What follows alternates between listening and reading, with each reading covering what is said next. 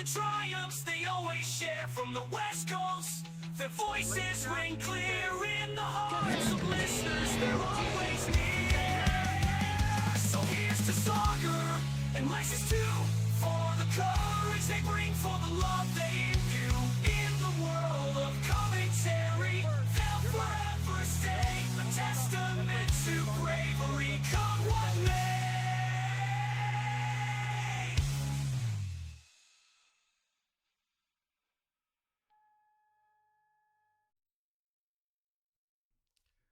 Ladies and gentlemen, welcome to another Pit Skill broadcast. This time we're on the Real Highs broadcast page. We're using my Twitch account this time. Thank you very much for joining me, and thank you very much for all the follows we received earlier on. Make sure you get use of the follow notification and the bell notification so you'll know when I go live and do anything else. And also go ahead and check out the cool rewards that we have that I've already shown off a little bit. And the follow and subscription emotes are quite fun, so use those rewards at your own danger. Looking at the rounds we've been to, we got Kyalami, Paul Richard, Bathurst, and Indianapolis coming up to round out this championship. 12 rounds total. We've been at it for 12 weeks. We're going to be at it for 12 weeks, excuse me. And then let's take a quick look at the standings overall.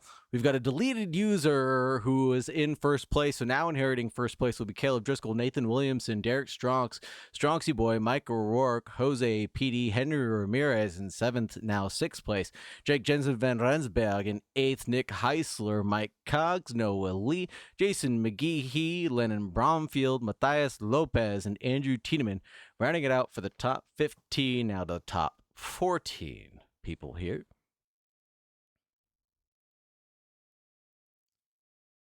I think we have nothing left to do except for jump straight into qualifying at this point. I think the drivers are already getting underway. They sure are.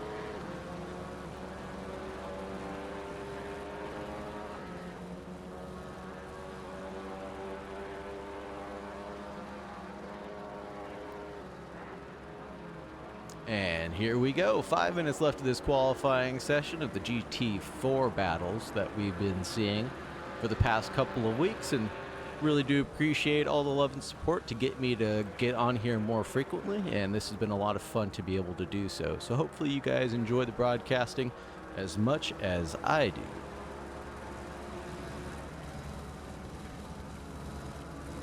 Things have been going pretty well for the drivers so far. A lot of drivers hitting the 150 mark, it looks like. And a couple of them even tiptoeing into the below 150 ones. I think I heard someone talking about getting to the 49s with these grueling temperatures of 26 degrees Celsius and 33 degrees Celsius as well. Overcast clouds, it looks like, for the drivers here. It's 2:08 p.m. as we see Mark McRae go off by just a little bit. And Nick Heisler, will they improve on their lap? We're getting to turn 4 right now and into sunset. I think we've got a little bit of time before we watch anything happening there. Jason McGeehee's half a second up on his personal best, but only about halfway through the lap for them. Who else is on one? Mike Cogs. Is he driving for Mike's Cogs? I don't think so. He's racing for Alpine Peaks Peak. Very interesting name. As he comes through the crocodiles towards Cheetah and into the final corner. That Porsche gets a little sideways there. Still 3 tenths up on his personal best, but we see Caleb Driscoll going really purple. And then he throws it away, it looked like. His best lap, is a 150.4. Mike O'Rourke with a 150.8. And then the 151 start off at 0.055. and end up at P6 with a 5.187. Oh, Camilo Moreno had a issue there, it looks like, and he stopped out on track. Weingart might actually be on one, and so is McGehee. McGehee getting to the line in 10th place, jumps up to 7th place overall. McGehee with a stonker of a lap. 152.1 pushes quite a few people back as he is now the barrier holder for the 152s. And it looks like Jake Jensen Van Rensburg was able to go into P4 with a 151.055. Man, these 151s are getting awfully close at the top. Jake Jensen Van Rensburg rocking a South African themed livery for GRR Racing. I'm not sure what that stands for. Or GUR. Maybe he's angry. Very angry South African, possibly.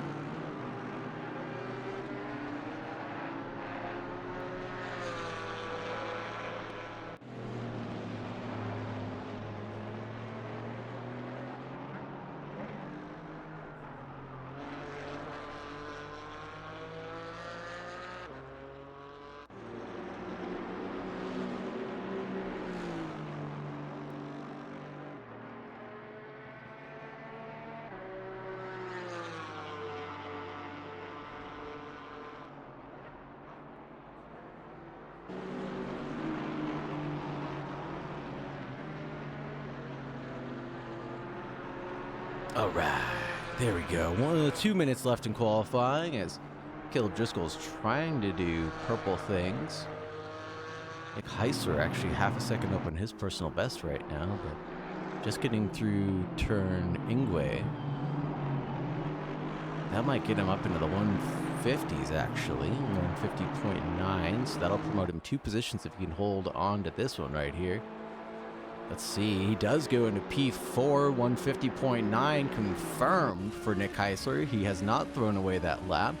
Good driving out of him. Jake Van Rensburg goes backwards, but then immediately goes forward with that 151 again.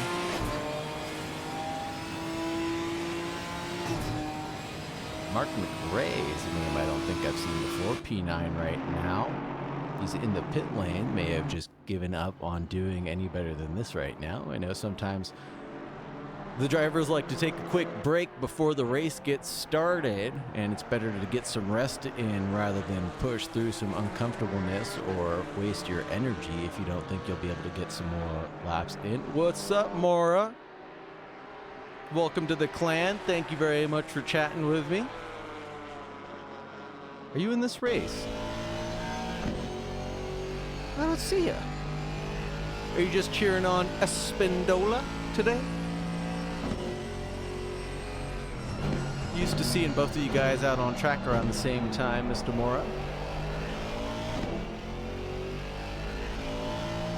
Either way, thank you for coming to hang out with us. Appreciate it.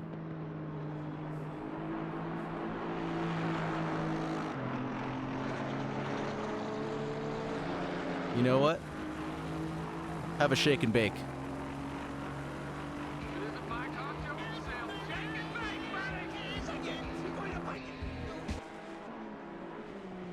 Ah, don't have the DLC for GT4. It's completely understood. Yeah, make sure we cheer on for Spindola. I'll make sure I get his name right, too. Leonardo. No, I'm kidding. Leandro, of course. Yeah, the sales are always really good. And they'll come around pretty frequently, too, so I wouldn't be surprised if you see one this summer in a couple weeks' time. The running order right now is Caleb Driscoll, Lennon Bromfield, Mike O'Rourke, Nick Heisler, Jake Jensen, Van Rensburg, Nathan Williamson, Mike Cox, Jose PD, Mark McRae, Jacob Borowick, Henry Ramirez, Jason McGehee, Matthias Lopez, Jay Alton, Noah Lee, Camilo Moreno, Etwash Emroth, and Tom Woodrum, Leandro Espindola, Andrew Tiedemann, Tim Ducharme, Nathan Kimborowitz, and Luke Weingard and Rob Fox. 24 drivers tonight. Wow. Man, crazy. What's up, Punisheros? Yeah, thanks for joining me on my private channel. I didn't get the key set up properly, so unfortunately we're going to be on my private channel tonight. First race in the only Audi. Well, I guess that'll tell who we are. We'll keep an eye out for you then, Mr. Borowick.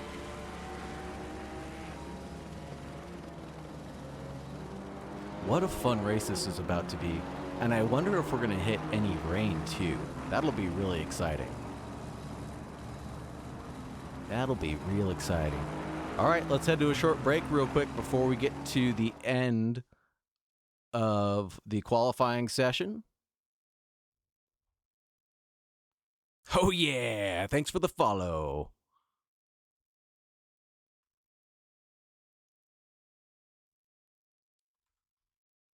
Yeah, thanks for the follow, Noah. Heck yeah. Thanks for the follow, the other butter. What's up, Noah? How you doing, brother? Hope everybody's getting a kick out of these alerts as much as I am. How about a little Firestone Hawk memeage for you guys real quick before we get started? Yeah, buddy. What's up, Henry? Get a look at this Firestone Hawk. Oh yeah, the alerts. It's from Metal Slug. Oh yeah. Oh yeah. And you guys need to get a little excellence. How about this? Because I know I'm the best there is. I wake up in the morning and I piss excellence.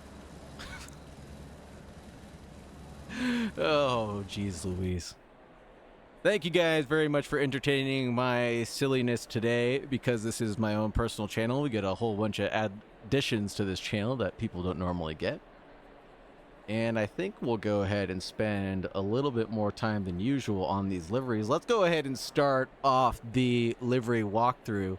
We've got Caleb Driscoll in P1 heading off for qualifying with a 150.4, doing a really good job of that lap time.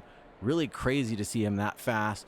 And then we've got Lennon Bromfield in P2, rocking at Janetta again with a 105 coming from Jamaica, it looks like. Mike O'Rourke in the 102, rocking the first of the McLarens, if I'm not mistaken.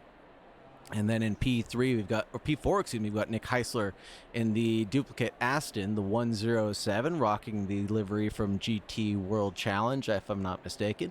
Jake Jensen Van Rensburg, hailing from South Africa in the number 96, rocking that on his hood and all over. This looks like my Lightning McQueen's kind of livery, and the number 95, but this is the 104, actually, of Nathan Williamson. And we got Mike Coggs driving for Mike Coggs in the 103. Just kidding. He's racing for Alpine Pikes Peak. Jose PD in the 106 with a black and red livery, looking dashing as ever. And I think we got Mark McRae in an Alpine livery, and I can't tell. It's Alpine, but what else is on there? He's got some bubbles on the side. Maybe that's some beer. Jacob Borowick in the 116, the only Audi on the grid tonight. Good luck to you. What about Henry Ramirez rocking his iconic A10 livery in the Marines camo? Calvacante, what's up? Oh, I'm sorry to hear that. Jason McGeehee in the 121, you're the deleted user. Ah, what's going on, man? Well, I'm glad you're still here, at least hanging out. 118 for Matthias Lopez, and then we got 120 for Jay Alton. I hope you're doing well, man. I hope you're doing well, at least. And thank you for coming back to my stream. That's really surprising. I can't believe you enjoyed the streams that much. Noah Lee in the number 70, rocking the Porsche. And we've got Camilo Moreno in a, ooh, that's a nice livery. The checkered pattern, and then the orange and gray in the 112. And then we got Etwash Emrath in the 114, and the other Aston, same livery. We'll have to get them not mixed up mixed up, yeah. Tom Woodrum in the 111 Porsche, orange wheels, orange stripe. Leandro Espindola in the 119, hailing from Argentina. And Andrew Tiedemann in the 115 KTM. I think that might be the first of the KTMs, actually. Holy smokes, that's wild. Is that true? Maybe so. Tim Ducharme in the Alpine. And Nathan Kim Borowitz in the number 38. And then Luke Weingard and the last of the Janettas and Rob Fox in the Mero. Whew. That was a lot of drivers to get through. I was not expecting to see 24 drivers here tonight. It's So this has been quite a mess to deal with. Oh, look at the pit skill badging all over. That's nice. Nice to see. Ah, I understand. Hopefully you can come back soon. You know, cooler heads will prevail. And you're a phenomenal driver, obviously, and did well in the championship, still leading it even. So I hope you do decide to come back one day. If not, at least you're always welcome to hang out with me. So please do not get deterred from that. Make sure you grab your water now, grab your chapstick, grab whatever you need to stay hydrated and keep your eyes open. Perhaps even getting some eye drops in if needed. Glad to hear it, Cavalcante. Glad to hear it.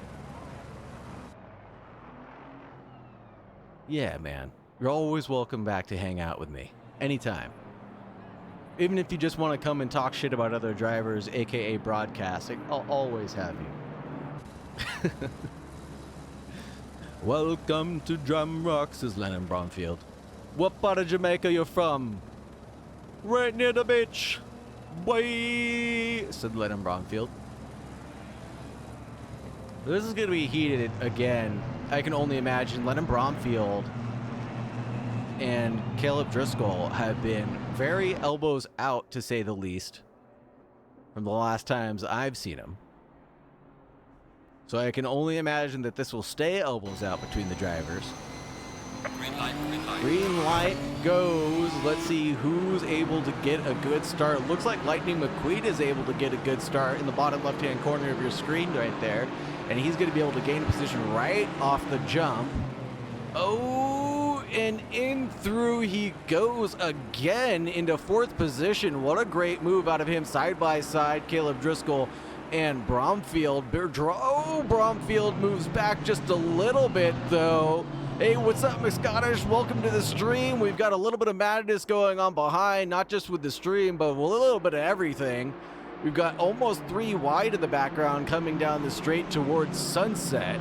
2x2, Mike Cogs racing side by side with Jose Petey on the inside. He goes, a little bit of door banging maybe going on. No, it's clean as can be. And up front, we've got Caleb Driscoll and Mike O'Rourke going side by side. Henry Ramirez goes through on a couple people, gets around Mark McRae right now. Thank you very much for the follow, McScottish. And thank you very much for checking out where the stream is. Who's that in the background? Who was that in the background? Trying to go through, that was Noah Lee trying to snake his way through. I think he did get a position over all of that. Man, here's Leandro Espindola himself trying to get some positions made up. In 16th place, Jason McGee, he gains one over Mark McRae. That beer livery not doing well. He might be a little drunk in the middle of a 3 wide situation coming through the crocodiles. Holy smokes, is anybody gonna get punted out of that 2x2 now? Through Cheetah, that's not how that works. And Mark McRae goes off the track. It looks like, who is that? Mike Cog is off himself as well. And holy smokes, talk about a cork in the bottle. Mark McRae is not having a good opening lap right now. He's just getting sucked into all this. Look at this 3 wide he's getting himself into right now. Oh, wow, little bit of contact, door banging side by side, bump, bump, bump, bump, bump. Everything's looking neat and tidy, still in the middle of that 3 wide situation. 3 by 1 by 3. Holy smokes, that was a good overtake by all of those drivers, and it looks like McRae goes off and into the grass at turn 3. Just gets bumped a little bit more than he would like, and that'll pretty much end his race for these opening 40 minutes right now.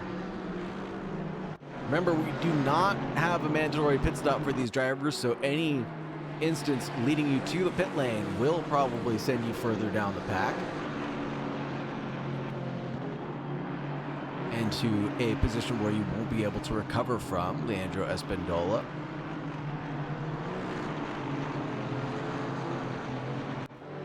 Take a quick look at this 3 wide situation one more time.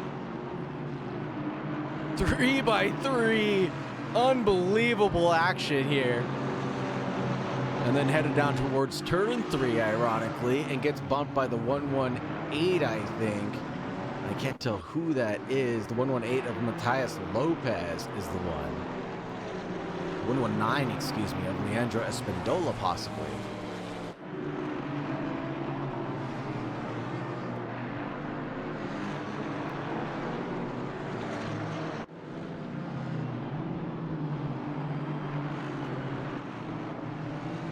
Fastest lap with a 151.0 for Mike O'Rourke right now, leading off the charge.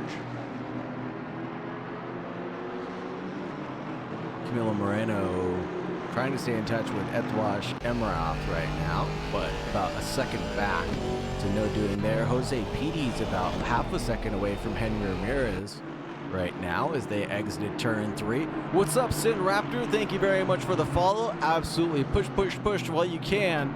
On the inside, makes a look at Barbecue, but I don't think he's having one right now as they head towards Sunset. That Aston's got a little bit of damage on the rear end right now.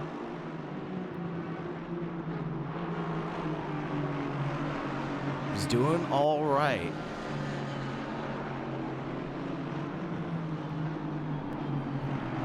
Oh, a little bit of action behind. It looks like Jacob Borwick went through on McGee. See if we can rewind that one real quick. There's the pass after Sunset, goes through on the inside, and Borwick goes forward as the only Audi driver here tonight. But McGee stays within touching distance, is about 3/10 back, headed towards turn 10. Stays on the rear end. Good job there. Here's Alton, hailing from Brazil, maybe making a look on the inside towards Mineshaft. No, not yet. Single file. Oh, now makes a look at Crocodiles deep on the inside, presently there, but in the vortex of death, he backs out of it smartly. So I hope we see some good battles. I hope we see some battles as good as the ones we've seen on Sunday. That was awful exciting 3 hours of eventing. And now we're basically back at it again, only a day later. I wish I was there for the Porsche BMW race this morning, but I had some real life things to do my own little photosynthesis action, but we're doing okay now. National Guard for the 95 Lightning McQueen badged vehicle. Cha-cow, ka-chow.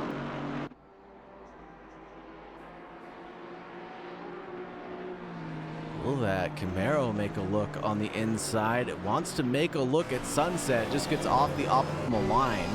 But I don't think he's really acting on it right now. No, he backs out. Jose Petey still behind Henry Ramirez, but wow, got backed up into Borwick real fast. There goes Borwick on the optimum line. Jose Petey is seriously under threat, goes for a major defense. And now, wow, Borwick's going to try to make a move to make this happen now. On the inside of turn 7 towards the S's, is through on Borwick, and what a pass for the 116. Borwick goes forward promptly during this 40-minute race. Oh, and there must be something wrong with Jose Petey's car as he was about to get overtaken by the 121 as well by Jason McGeehee. Was there an incident between the 120 and the 103? There was. Let's take a look at it real quick.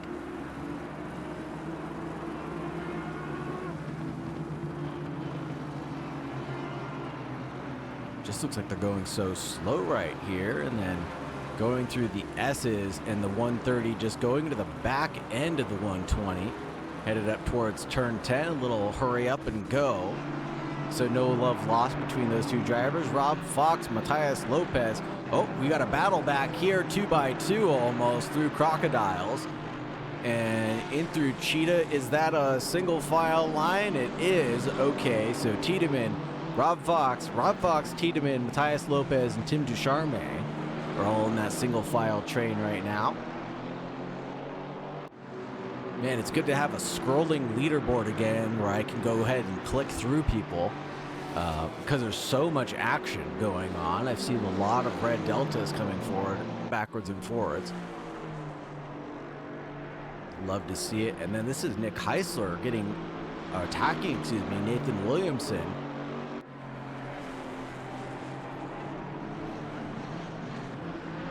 I think I've been getting those two mixed up. So Nathan Williamson is actually Lightning McQueen, and Nick Heisler's in that GT America livery. Mike Cogs thinking about making a move there. Same with Amaroth. The Baby Bull Racing holds off.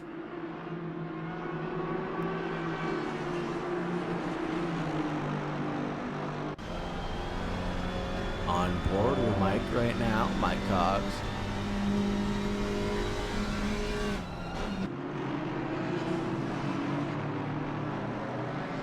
Well, the Alpine's getting a little bit squirrely under throttle there at the end of turn 11, where that undulation happens, where the track kind of falls away from you.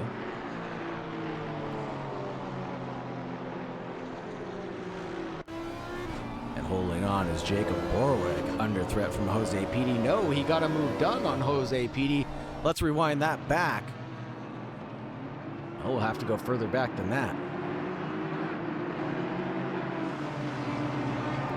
Let's see if we can try to find it very quickly. Nope, too far back to catch, but eventually got past Jose Petey and now is attacking Henry Ramirez on his way up to 7th place. Nathan Kimborowicz went backwards. Camilo Moreno went forwards, it looks like, at turn 15, Ingwe.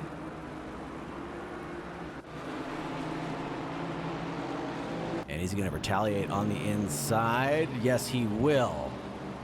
That's going to be a switch back for position there. Nathan Kimborowicz inherits 17th place on Camilo Moreno. And Camilo Moreno is now under threat from Luke Weingard. What I believe is a Ginetta behind. Look at how close these drivers are getting. So much trust as they're about to enter sunset now. And you can definitely see the different handling characteristics of these three make and models. The Aston Mercedes and the Ginetta. Ooh, and that Aston gets squirrely headed over the curb, eats a little bit too much for breakfast. Tom Woodrum, who's a little closer than I'd like to Amaroth, but was doing okay to maintain some gapping.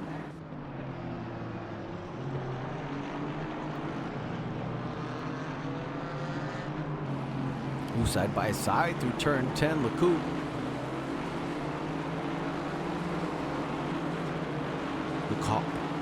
Excuse me.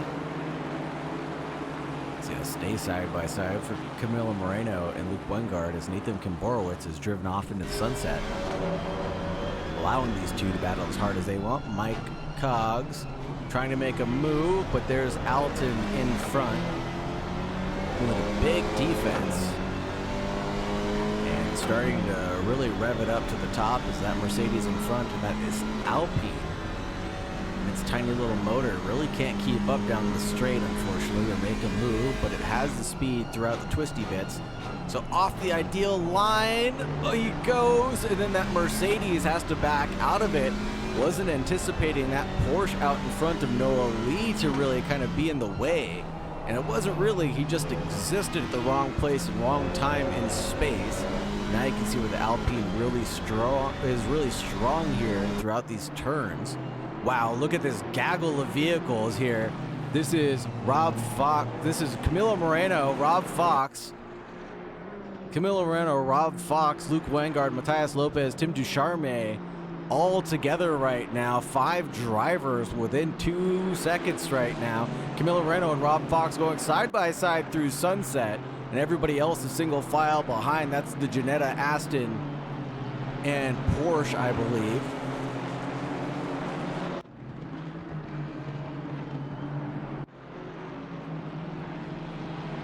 Alpine, excuse me. That's the Alpine of Tim Ducharme. Oh, the Ginetta's making a look on the inside. Can he hold on? I'm not sure if that's going to actually work. Going around the outside of turn 10, LeCoupe. Trying to make it work to the best possible chances. More side by side on the entrance to Cheetah. This is Alton and Noah Lee. Noah Lee goes forward on Alton.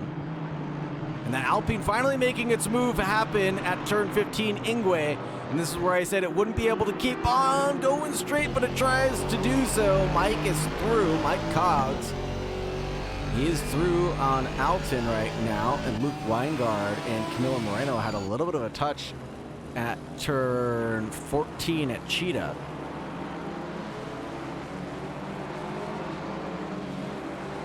And we've got a side-by-side drag to turn 1 right now between the Aston and the Ginetta.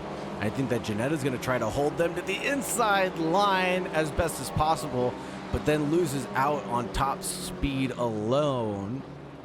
And we've got another 2x2 situation in the background, Alpine versus Porsche, if I'm not mistaken. Alpine versus Alpine, excuse me. Oh, we've got a little bit of an action going on here at turn 3. No, this is turn... No, I'm right. This is turn 3 on the inside. That Mercedes just trying to get a little lick in. And couldn't do so safely. You asked if we'd see just as much action as we saw on Sunday. I think in the first 10 minutes, that has answered your question.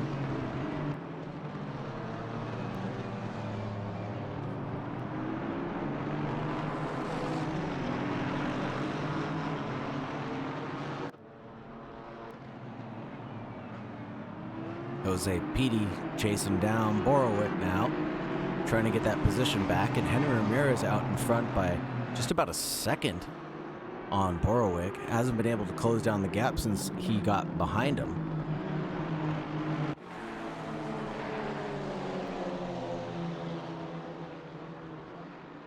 Oh, on the inside, makes a look. Let's see what happened to Ducharme right here.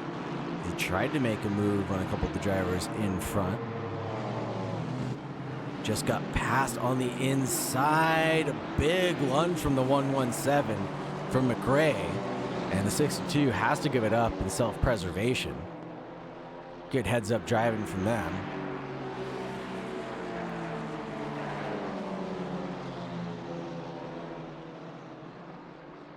And trying to make a lunge right back was a 62, but thought better of it. Held off for a moment. Here's the 114 in the middle of the Espindola Woodman sandwich. Oh man, and we've got Jacob Borowick, Jose Petey, and Henry Ramirez all within a second now. Just trying to do the math in my head. 4 tenths plus 2 tenths is a second. Yes. Maths. Thank you very much for the follows, and thank you very much to all the subscribers. Really appreciate you guys giving me some love while I'm broadcasting on my personal channel. Jose Petey, despite having some obvious damage, really isn't doing that badly. Staying within touching distance right now.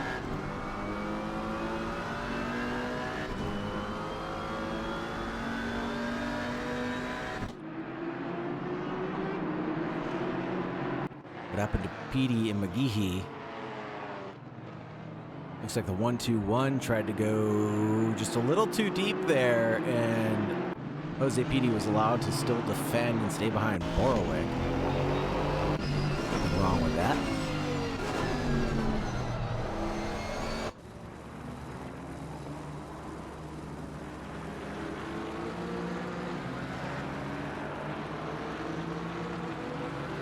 Accident between the 119 and the 114. Let's see what happens here. On the inside goes the 114 of Espindola, and a little vortex of death. No touching yet, but there's Espindola with a light touch, excuse me. 2.6 seconds for the leaders right now. Caleb is 2.5 seconds adrift, and I will get you some lap data information in just a moment. Thank you very much for asking. Caleb Driscoll just about a tenth slower that last lap around.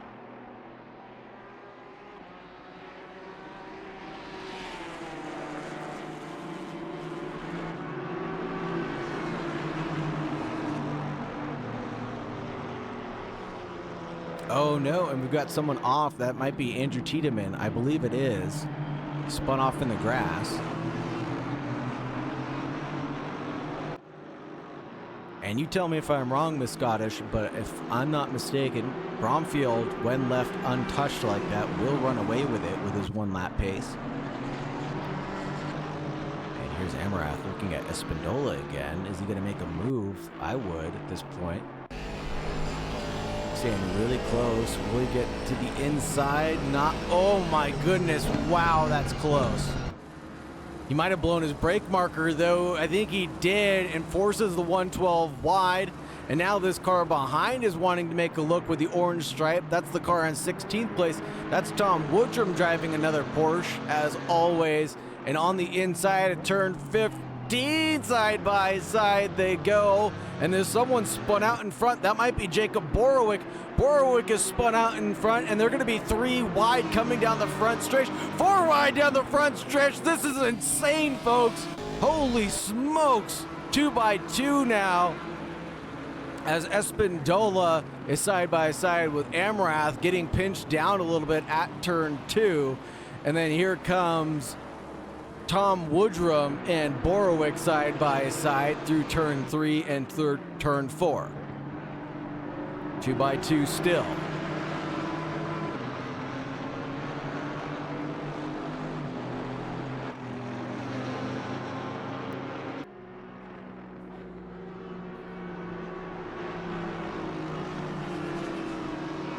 Insane risks by these guys.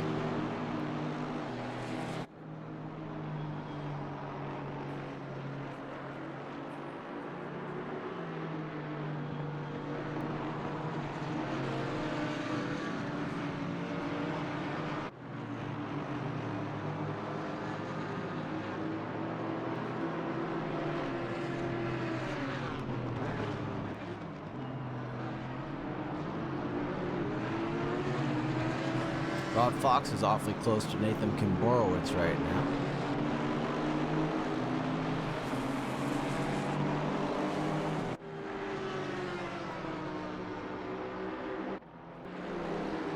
And Mark McRae on a recovery drive as well in the Alpine. Holding on to 22nd, about a second off from Matthias Lopez in front.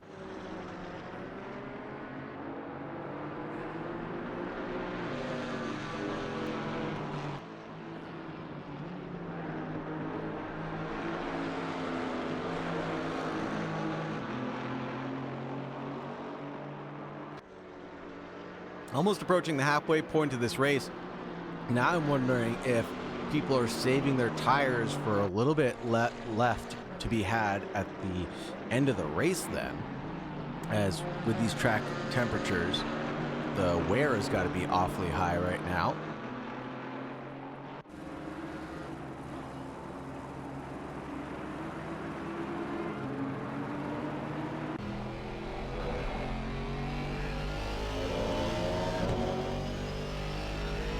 Rob Fox making a look at Camilo Moreno. Won't act on it at turn 4, barbecue. And Borowick having gone round. Let's see if we can find that real quick in the 116. Let's see what happened here. 116 is doing okay on its own. And then just maybe loses it? Yep, just loses it on throttle, all on their own at the exit of turn 15. And has to wait to catch up with everybody. Borowick was on fire up until that moment. And this is Rob Fox, Camilo Moreno's battle. Luke Weingard in the background. Nathan Borowitz up in front. Leandro Espindola having a look at Amroth. And there's Borowick just behind, and the Woodman as well involved in this action.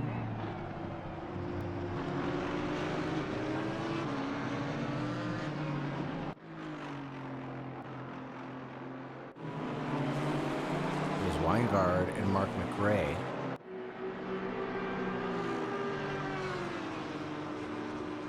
A little bit of switching and swapping going on. Trying to find the right lines to be on. Is this Camaro going to make a move? Lightning McQueen of Nathan Williamson does not act on it to get past Jake Jensen, Ben Rensberg. Stays tucked in behind at the S's and thinking about self-preservation. P5's awfully good.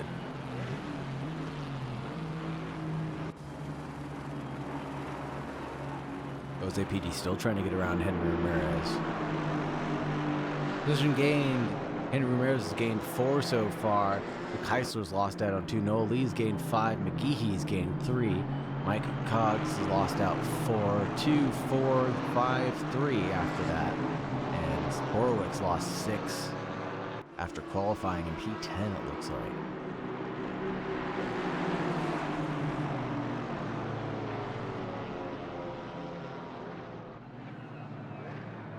I'm really curious when this move is going to get done. It looks like Jose P's been brewing it for a while. These 3 Astons running nose to stern.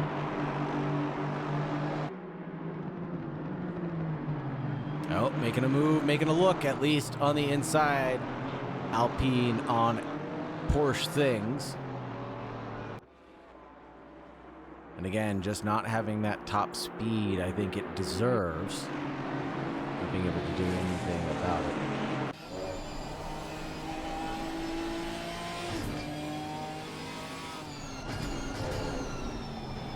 Ooh! That was close between Luke Weingard and Rob Fox, and there was another accident in the background, though. Let's see if we can catch what happened between the 114.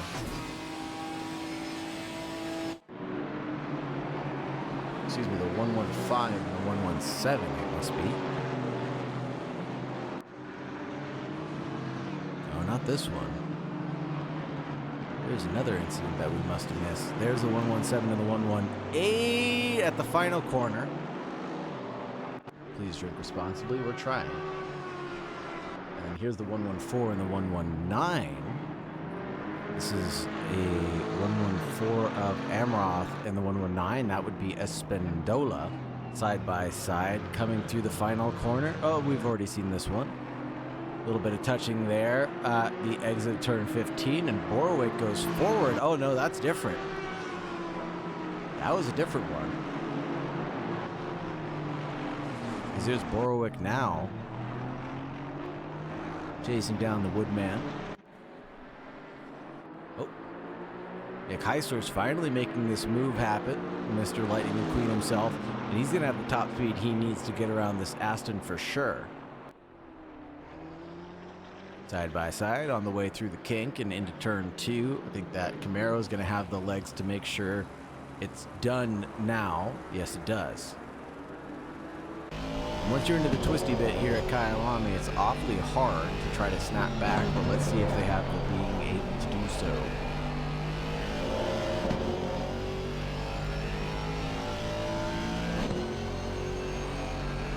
A little bit of an accident between the 126 and 38. Let's take a quick look.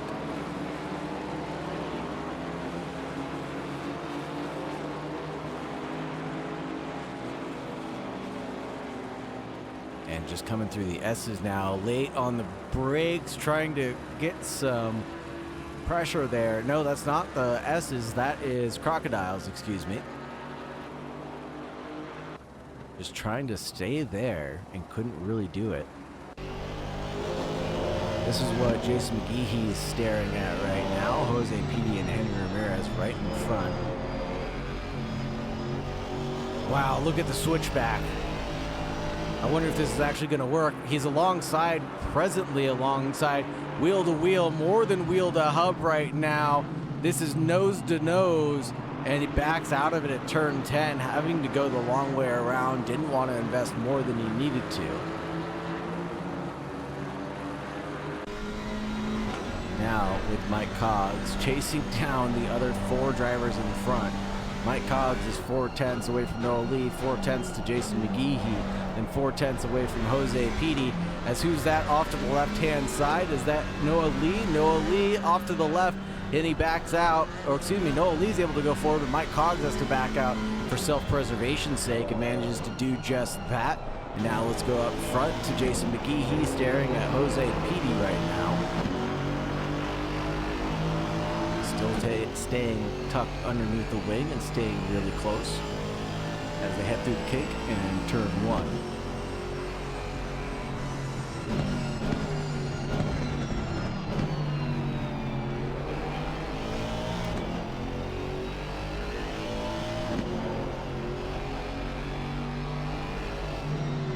Oh, there's a move, late move on the inside that Jason McGehee will take advantage of for sure.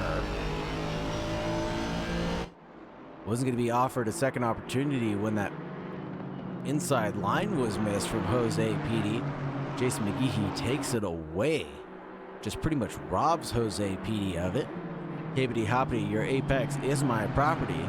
Once you left it out there to dry, and Henry Ramirez is still in 7th place. But I wonder for how much longer with the way that Jason McGehee's been driving. Looks like he's out for blood.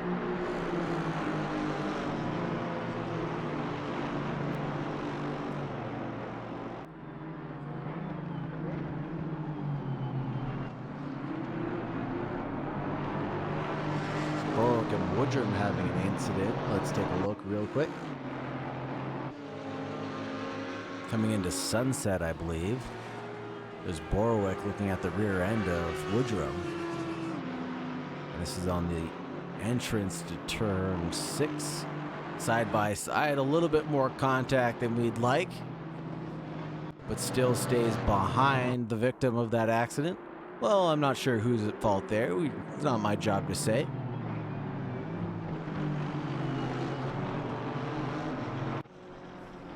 And we'll leave it at that.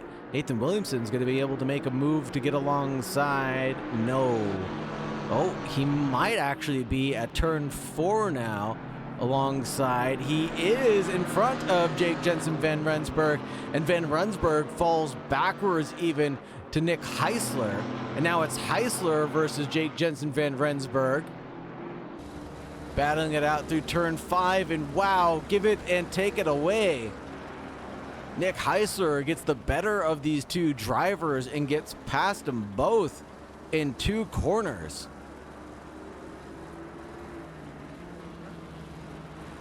What an amazing overtake that was. Holy smokes. How is Jake Jensen Van Rensburg able to snap back here at the entrance to the coupe? Camaro diving out of the way. This might be it though. Nail in the coffin is set. Jake Jensen Van Rensburg is alongside, but doesn't have the legs that Camaro does. Wow. Still has the inside line though, so traveling the shorter distance could probably do better in the twisty bits. Manages to stay out in front, pinching down that Camaro as closely as possible. Able to stay out in front. Now does not have a wheel alongside for that Camaro, but goes off into the dirt. And this will allow the Camaro to get back on track in front and in between that person and the driver in front. That is Nathan Williamson. Wow, what a drive from Jake Jensen Van Rensburg, Nathan Williamson, and Nick Heisler. Wowza. Let's go, Nathan! Lightning McQueen fans, okay, all right. I see you out here. Ka-chow!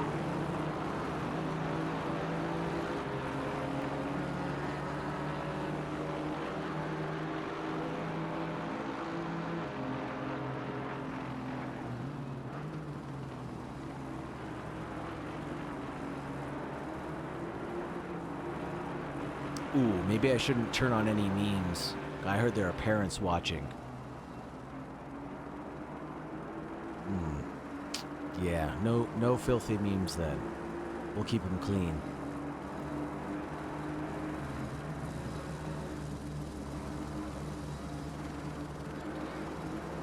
Like, we'll keep them clean.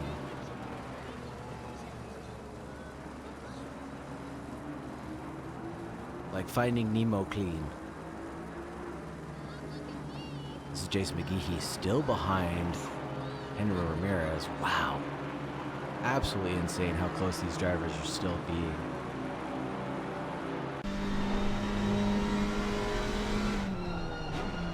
Oh, it looks like Jason McGee now having a bit of a loose moment at turn 11. He's going to lose out some time to Henry Ramirez. Wasn't enough for him to lose out to Noah Lee behind. But it definitely lost him a lot of work that he's been trying to do. Now these three are bunching up, all of them getting a little squirrely on throttle as they enter Cheetah now.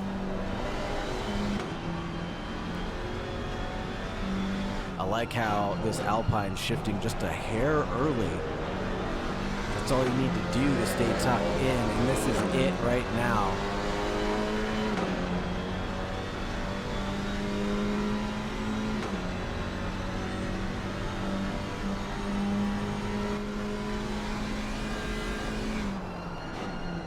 Making a look, just gonna look, no touching, possibly.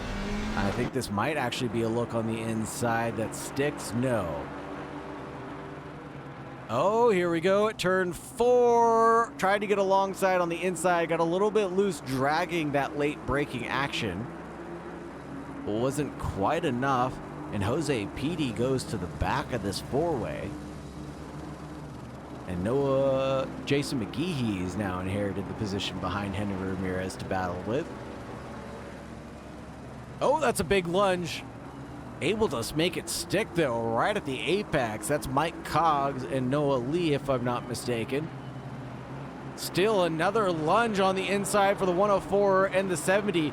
Managing to keep it clean, going through the S's. Looks neat and tidy at the 70s. Able to stay out in front of the 103 for now.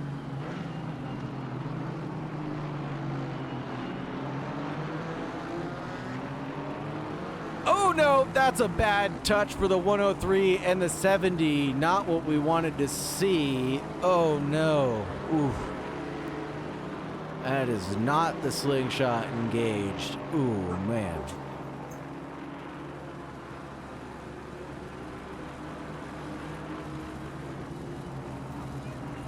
Ooh, that was not great, but it is what it is. We all make mistakes in love and war.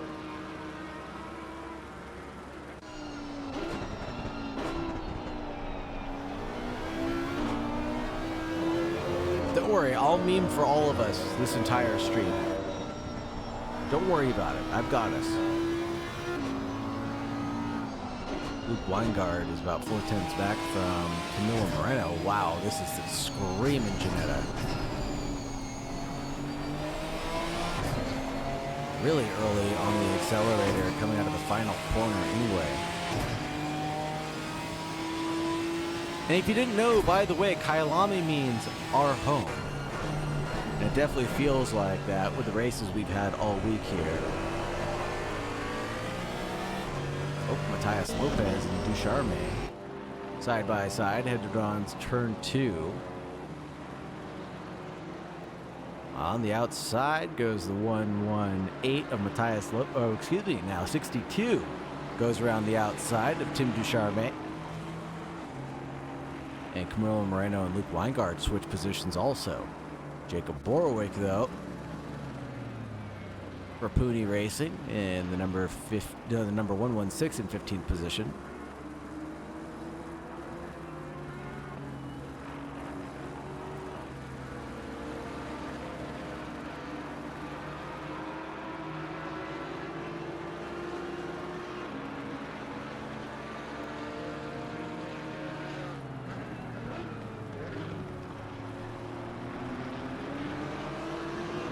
Oh, might be a little touch there. I'm not quite sure, but the Audi of Borowick's able to stay tight on track. And there's Woodrum side by side. I think Woodrum backed out of it to make sure Borowick went through, but I think there might have been a touching of the butt. Just ever so slightly a graze of the butt touching.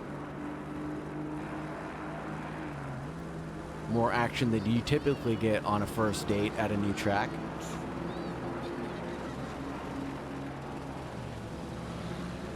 Here's Jake Jensen Van Rensburg chasing down Lightning McQueen himself.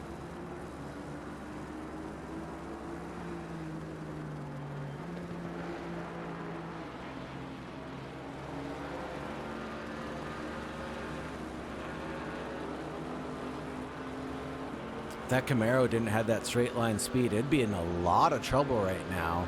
Just pulls away from the Porsche after the S's. 6 minutes left on the clock now.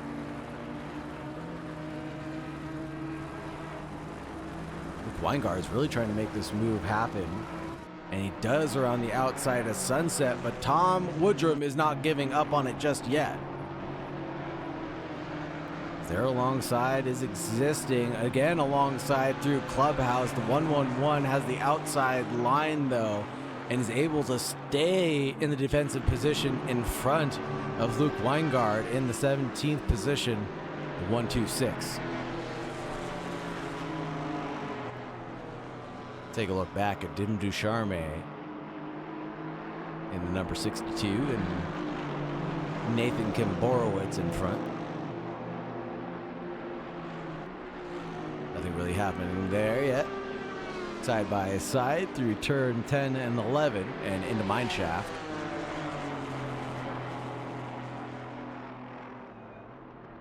No moves to be made yet. And here's Jake Jensen Van Rensburg battling Nathan Williamson again with a National Guard badge across the back of his Camaro.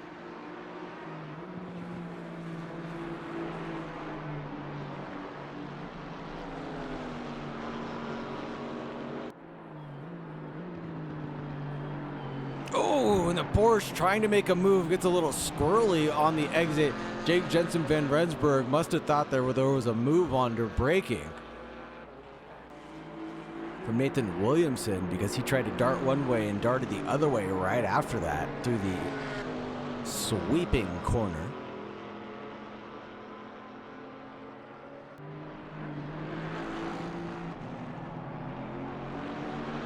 And here we go through the coupe.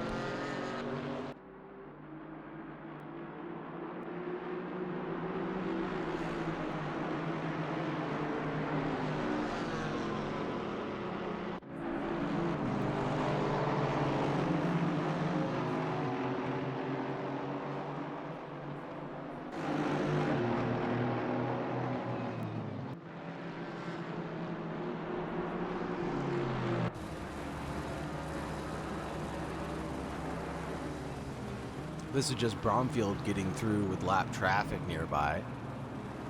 This is the 118 and Kim Borowicz behind in the number 38. And I think that's Mark McRae in the Alpine behind. Yes, it is.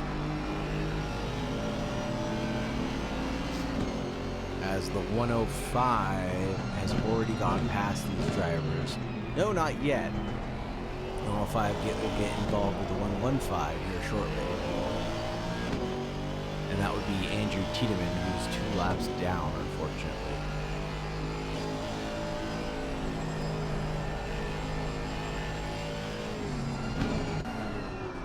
Oh, that was a big move. Holy smokes. Let's rewind this one back. Coming into turn 15, there's Borowick trying to make a move, dives down to the apex in the funnel of death on the 119 of Espindola, and then they go back through it one more time as they came through turn 2. Everything looks tidy now. Espindola is in front of Borowick. Makes a look on the inside at the end of turn 4, and this might be an actual move. There it is, coming towards Sunset now. Nothing separating these two drivers. Espindola is there, wheel to wheel.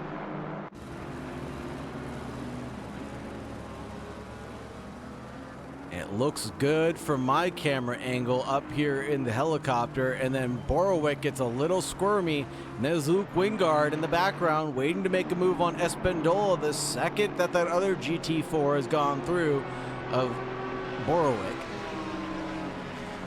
And now here it is, trying to follow Borowick through on Espindola around the outside, maybe. Exactly, McScottish. Exactly. That's exactly what that does. Brings out the memes in ya. Oh, and there goes a big off from Weingand, trying to get back on track. Oh, thank you. Oh, thank you. Is there a song? Should be a song. It should be the lyrics. Or it should be the movie quote. You're trolling me. Oh, good choice for that one, I think is what you just meant to say. No, you're fine. TNT by AC/DC played? Oh yeah, that's right, because it's the... Cause I'm TNT. That's the line from the movie. Yeah, that's the line from the movie.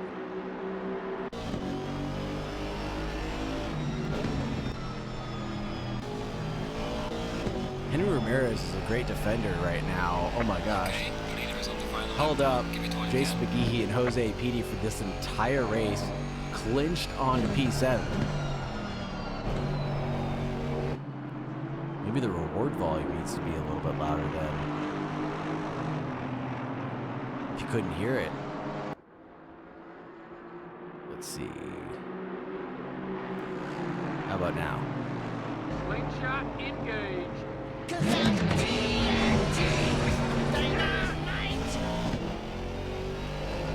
Yeah, that looks like it sounded better. Here's Espindola and Weingand again, and he goes off one last time. And Rob Fox is still trying to chase down Matthias Lopez after his first incident, I think. Trying to make a move on the inside. Can't make anything really happen there. Lennon Bromfield coming through the S's. Sharksy! What up? Henry has been a masterclass defender. Let's not jinx him just yet, okay? And it looks like Rob Fox was able to get past Matthias Lopez in the 118. See if we can get a quick look at what happened here. 25 building up speed to make this move happen, and the 118 just goes deep at turn 4. And that allows Rob Fox to snake right on through. Good job there. Jose Petey chasing down McGeehee, though. It's awfully close. Looks like 3/10 on my timing tower. It's not over until the fat lady sings, and I haven't started singing yet. Jose Petey 3/10 back from Jason McGeehee. Will he make a late lunge at turn 10? Ooh, he's awfully close, though, as three Astons battle it out for the final positions of the top 10. Lennon Bromfield takes P1. Caleb Driscoll in P2, 8.8 seconds back. Mike O'Rourke, 11.5 seconds back after that in P3. Nick Heisler in P4. Nathan Williamson in P5. Jake Jensen Van Rensburg in 6th. Henry Ramirez is about to battle it out for 7th, 8th, and 9th with Jose Petey and Jason McGeehee. Ooh, and Henry does a great job defending for the final time.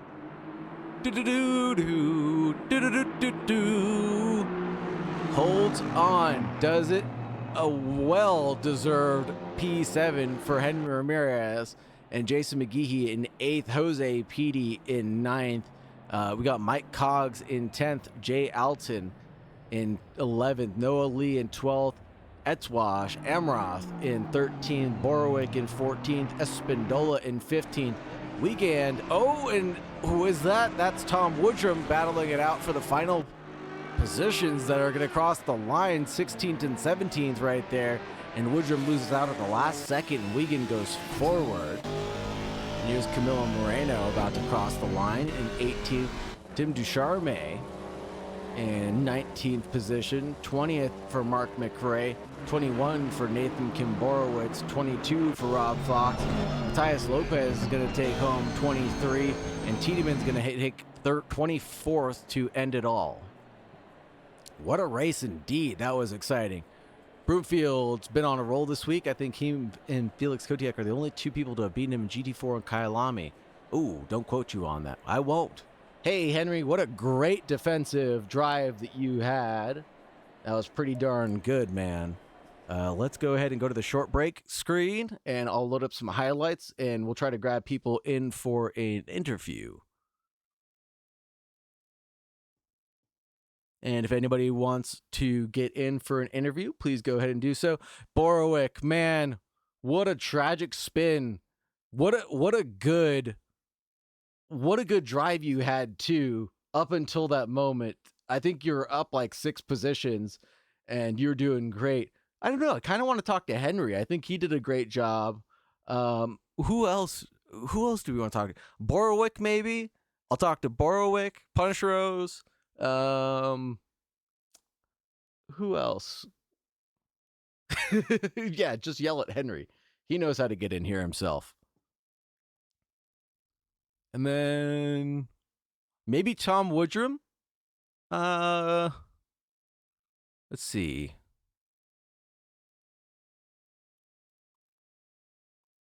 That Noah Lee, Tom Woodrum,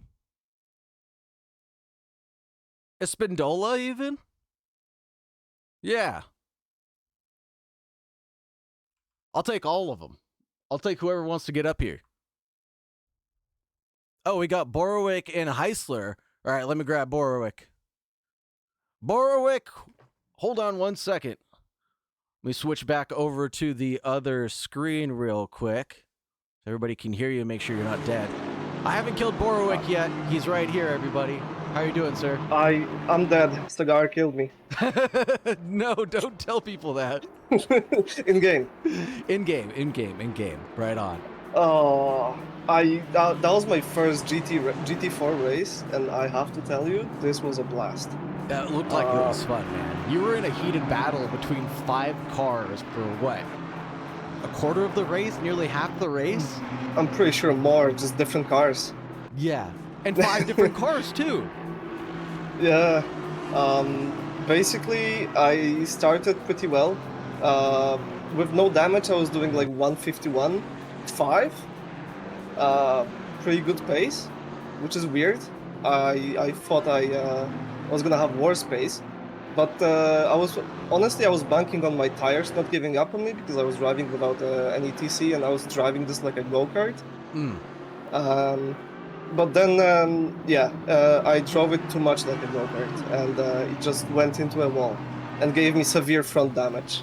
Yeah, it just lit up on you, it looked like. Typical Audi things, driving like a Frisbee or what? Yes, exactly. I mean, I pushed it too hard. I was really trying to catch up to the Aston Martin in front of me, because I was getting closer and closer in 2 laps, and I was like, this is it. This is the lap. Yep. I just spun it, hit my front, and since then I was losing 2 seconds a lap because of the damage. No one got past Henry Ramirez, by the way. That guy was a brick wall. No one was allowed to get past him. He was the master defender. Yeah. So maybe it's good, because I would have probably killed us both. No, I don't think so. Let me ask you something though about those tires. Did you feel them fading away on you when you were lighting it up, or when you were pushing hard, or was it just all of a sudden gone out from underneath you? They were on and off the entire time, just a switch. Really? Just a switch? Random times. Yes. There was this one time, I was like 7 minutes until the end of the race. I did a huge send on the McLaren. I didn't want to do that. That was the tires. Wow. What a strange feeling that must be for driving a GT4 to have an almost completely it drives so well. feeling. It drives so well. So I haven't driven a go-kart in real life, but I'm pretty sure this is exactly this. It just goes sideways, neutral steering all the time. It's perfect. Man. I love this car. That sounds Just it sounds wild. I'm That sounds pretty worse than a 992 Cup car. I haven't driven it yet, but Oh. yeah. You gotta take that out for a spin. The 992 Cup cars are a lot of fun to mess around with. Yeah, I finished better than I expected with the thing that I crashed. And I you still crashed. I a had good severe battle, damage. too, by the way, towards Exactly. the end, getting past Yes, yes. Espindola, Wiegand, Tom Woodrum, because you kind of fell Tom, back I into had that huge pack. battle with. I had a huge battle with Tom for like 4 laps. We were Yeah. exchanging positions. That was spicy. It was very fun. It was very spicy. Elbows out all the time. You guys were GT4 great. style. You guys are great for respecting each other. It looked like too, from what I could tell. The over under. You guys kept leaving each other Yes. a lot of good room, and really And we respecting were- each other for not bumping. On the exits, it felt like we were trading paints the entire time. Oh, I It was so good. probably were trading paint, but was so close that it didn't even show up on my Yes. incident reports because of how good it was. Yes. I'm just gonna. I finished 14th, but I feel like this was my best race ever. I bet, man. It probably feels like a top 10 for sure. It feels like a win, honestly. That's no, epic, man. the That's guys epic. on top. Guys on top were insane. Good pace, no mistakes. They were just amazing. Yeah, Bromfield, Caleb Driscoll, Mike O'Rourke, and Nick Heisler. Yes, They the when they usuals. drove, they checked out on people. Yes. Yeah, I was afraid Yeah, of that I'm happening happy I from didn't get. Bromfield. Good thing he got no screen I'm- time. Okay, thanks. I see there's a lot of people. I'm not gonna take more. Oh, more you're time. good, brother. Anything else you wanted to wrap up with, Mr. Borowick? Thanks to everybody that raced with me and respected my my aggressiveness. Do the same to me. Good driving, brother. Talk to you soon. Thank you so much for hanging out. Yeah. Thank you. Let's grab Nick Heisler, I think, was next. Mr. Heisler, how's it going? Oh, it's going good. How are you? Dude, you must feel on top of the world with that P4 finish, huh? Yeah, I was not expecting that for sure. After quali, I was like, I don't know how I qualified so high. I figured some people must have had some, not so good qualifying sessions. But yeah, around the first lap, I was like, I dropped back a little bit, but I knew, I felt like my pace wasn't really there, so I knew that was going to happen at least off the start. But yeah, just hung with Nate and Jake, and yeah, just waited for something to happen. You'd fallen something way eventually did. back on the early lap, right? You fell down to like Yeah. 7th or 8th even? I think 7th. You kind of got like sucked into everybody else that had really lit up their tires early. Yeah, I just didn't. Yeah, I didn't warm my tires up, yeah, I always am a little timid off the start just because I don't want to, T1 incident. I don't want to have that happen to me first, first thing. But yeah, no, it was a really good battle. Yeah,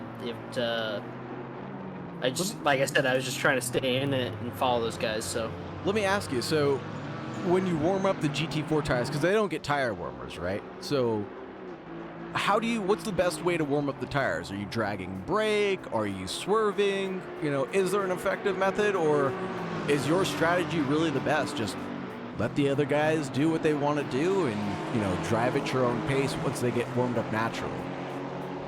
yeah, I think for GT4, I think the best strategy is to drag the brake. I think that's what Henry told me he usually does, and he's like by the end of the opening lap, he's like, yeah, my tires are pretty much completely up to temperature. So Damn. Okay. yeah, I think that's the move, but I don't always do that. I don't know if it's just I feel like I forget to do it until like halfway through the warm up lap. But I just kind of I don't know, usually let it go naturally, and but it's probably the best move to drag brakes. Yeah, usually you can at least get them up close so that they're going to warm up by the next lap, as opposed to I think GT4 it usually takes about 2 full laps to really get up temperature naturally. But yeah. And when you say 2 full laps, you mean the warm up lap and then 2 full pace running laps, right? yeah, that's Okay. that's kind of what it feels like usually. Yeah. On your out lap and then 2 more, and then it feels like you're kind of ready to go. But yeah, if on when you're doing a race, if you drag your brakes, it feels like they definitely warm up a lot faster.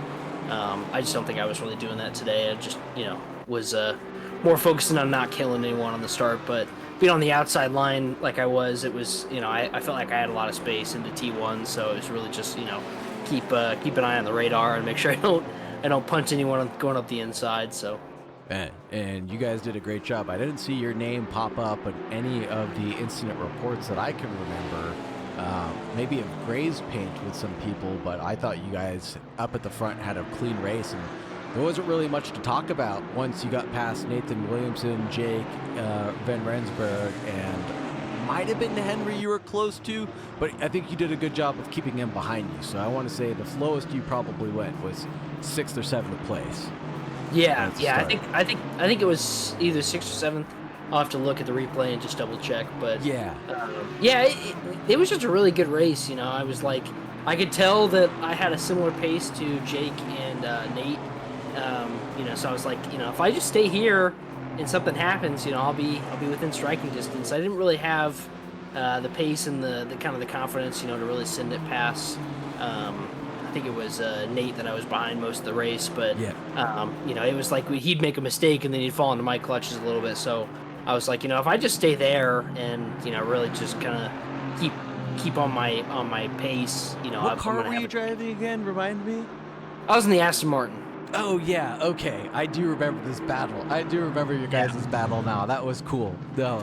Yeah. Nate and I had a couple little mini skirmishes. Just I think and like drags down T1 too. Yeah. Right? It'd be like he'd have like a bad corner and then I'd catch up to him and we'd have a battle for 4 or 5 corners and then he'd just kind of run away with it again. Because he'd have the Camaro and he'd be able to just run that car till it's about to blow up at the end of turn 2. Yeah, that thing just drags me down the straight. So, but yeah, no, it was a good time. It was a good battle. I always enjoy racing against those guys. I honestly thought Jake was going to be a little bit kind of running away from us today because this is his home track, but I think he was maybe struggling a little bit on the Porsche or something like that. But I think he had gotten tapped early somewhere. Oh, did he have some damage? Okay. I think he must have had some damage earlier on because he had to make his way through the field at one point. And so he still ended up a position down from where he started. So, but follow up with Jake on that. I could be mistaken, but if I'm not, he definitely had a little bit of damage, and that could explain why his pace was slightly off more than most.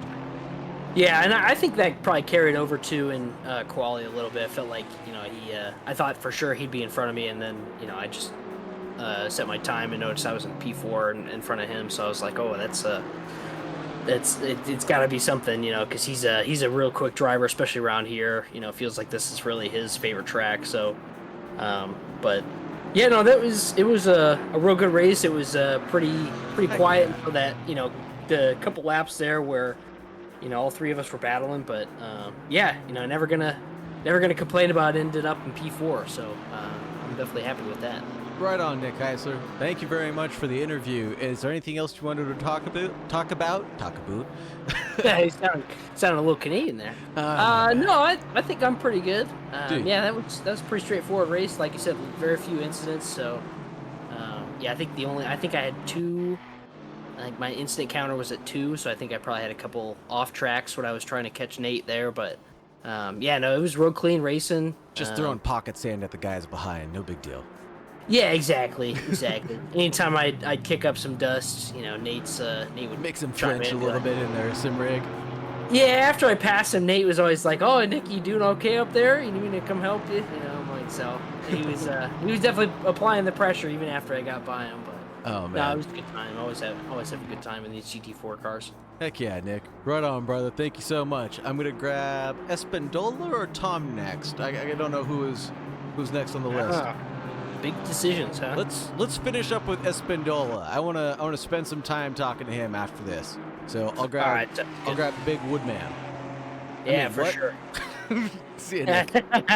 Yeah, we'll see you. Thanks for broadcasting. Have a good one. No worries, brother. Later. We're grabbing the Woodman now. We'll grab Espendola in a second. Tom, how are you doing, sir? Good, man. How you doing? Good. You had some pretty epic battles yourself, didn't you? I am sweating buckets right now, man. That was some of the most fun I've ever had in ACC. You're kidding. So many people have said that. Yeah, some good side-by-side battles, real close. Here's one of you them know, right now with respectful Borwick. and yeah, the Borwick one was great, and then a little bit with Wigan there at the end after my tires fell off. So that was yeah, I had a lot of fun. And did Wiggins get you at the very end on the He very he last lap, last corner? he, he did. I Ah. screwed up Cheetah, and he got past. So Oh man, yeah, we were just catching the end of that. my tires were pretty shot after the battle with Borwick, and I ran off a little bit, and they just never really recovered. Oh man. And so, although the results aren't quite there as high as you may have wanted, the enjoyment level was definitely there. Oh, for sure. That I don't care. I finished 16th, 17th, whatever it is. It was a lot of fun. I feel the same way. I don't care if I came in last place and I fought, tooth and nail to get it. But as long as I had to fight someone and hung out with someone all race long, that's what meant the most to me. Exactly. And so how was Caleb was complaining he was bored up front, and I'm like, I'm sweating back here. That's what you get for running away with it, you fool. Yeah. Yeah, there was no action to be had with the top three at all. Nick Heisler, who I just talked to, Nathan Williamson, and Jake Vincent Rensburg, they were in their own little battle for a little bit, but not too much. All the rest of the action was throughout the midfield. You guys were insane. Well, I'm glad we could put on a show. You really did. But Tom, I want to ask something real quick. So regarding the wheel-to-wheel battling that you had, give me a percentage. How much of it was good, clean racing, and how much of it was elbows out? I would say like 95% clean. You're honestly. kidding. I mean, no. I felt, I would make little mistakes here and there, and I'd run defensive lines. Yeah, I had my elbows out, but I was not, forcing off or anything like that. And, Yeah. And likewise, I think we had one minor contact where I just watched a little bit ago. It looked like he might have turned in a little early, but it wasn't anything egregious, and it didn't mess either one of us up. Yeah. So Innocent mistakes. Yeah. Yeah. That's awesome, man. That is so awesome to hear because it's hard when you look at a race and you think everything is clean and then you get a different perspective once you hop into voice chat with some of the drivers. It's like, oh, I can't believe this, or they have a different opinion, right? Based on how they were driving. Right. But Right, and, I don't know how Borwick feels about it, but I felt we raced each other hard but clean, and Borwick loved it. He said he yeah, absolutely great. loved it and loved the respect you guys showed each other. And he said, I hope everybody could be like that, what his comments were earlier, if I remember correctly. That's good to hear. Yeah, I mean Yeah. the amount of times that he and I were basically red on the radar and not hit each other, that was quite fun. That's awesome. And around a track like Kyalami too, where there's so many sweeping corners to do that through. This isn't Zandvoort, right? This isn't Zolder, where there's one or two corners where you can possibly do that without dying. This is a true like F1 grade circuit where you can go wheel to wheel with someone and not worry about running into the side of a wall. Exactly. This is a real good iconic racetrack. Would you definitely want to come back here again, or would you want to replace this with another track? Oh, Kyalami is one of my favorite tracks. So Heck yeah. I will race it as often as it is on the schedule. That's for sure. Heck yeah, one of mine too. And for this very reason, is for this just no holds bar racing where you can stay as clean as possible and without really rubbing elbows with anybody and just be super respectful. Because and again, this is like an old school style track. If you go off beyond the track limits, you're gonna get punished in one way or another. Either you're going the long way around, or you're touching sand and you're gonna get slowed down on your own. So if you're not racing clean, you're not going fast. That's pretty much Exactly. the principle of it. And it's like Laguna Seca, right? The second you go out of track limits, your race is over. Oh, for sure. The There. track will tell you how bad you're driving. You don't need to look at a delta. Yeah, the sand will let you know. Yeah, 100%. I think this is the first time we've talked in VC, Tom. So I really appreciate you coming in for an interview, brother. Thank you, and thanks for broadcasting. I know we all appreciate it. No worries, man. It's sorry again. It's on my personal, but I'll get it up on the pit skill as soon as possible for everybody. Yeah, no worries, man. Thanks again. Take care, Tom. Bye. You too. Bye. And let's grab our final contestant, Mr. Espindola. Leandro Espindola! How are you doing, my man? Yeah, it was a pretty good race. I'm very happy with the results. You know, I'm just starting here last week. It was my first race. Just last Zandvoort. week?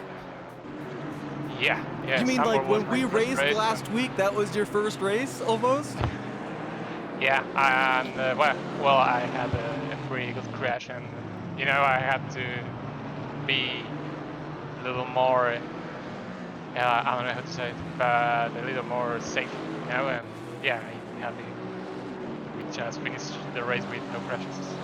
I mean, I think the sentiment that I've heard, what I've heard from the other drivers so far is that everybody understands that nobody was crashing, you know, out of intention, right? Nobody meant to crash anybody. No one was driving beyond what they are capable of. It was just honest mistakes, right? So I think whatever incidents you think happened are all learning experiences, but you did a great job driving forward, because I think you had you had an incident where it may not have necessarily been your fault, but you managed to get it collected and drive forward. How did that feel?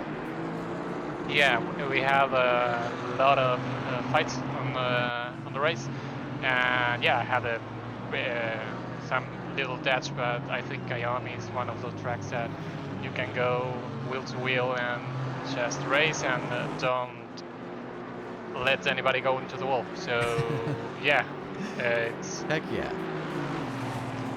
That's exactly what I was just saying. It's one of those great old style tracks. Is this a track that you really favor, or is there another track that you think you like a little bit more than Kyalami? now I think Kyalami is one of my favorites.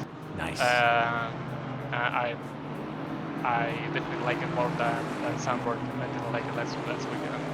So on a There. scale of Zandvoort at the bottom and Spa at the top, where does Kyalami fall? You know, give me a scale. Pretty close to the Spa. Spa is my favorite, yeah. Yeah, Kyalami is the second one. Okay, yeah, I would say Spa's definitely number one in my heart always, but Kyalami is up there, probably P3, because I'm from California, so I have Laguna Seca as my home track, right? That I have to do well at. That's nice.